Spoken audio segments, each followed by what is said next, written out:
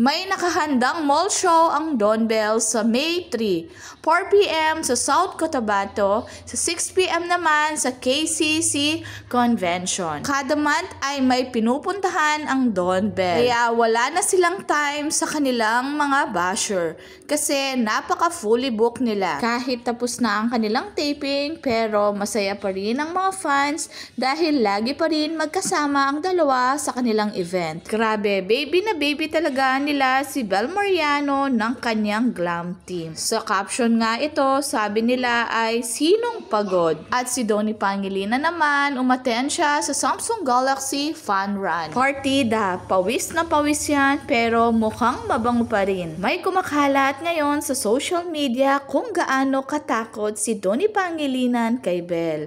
Dahil nung nagbilang daw siya ng 9, 8, 7, 6, 5, 4, 3, 2, 1, agad naging attentive naman si Donnie. Kaya maraming naiinggit sa Don Bell, talagang napaka-unique nila sa lahat.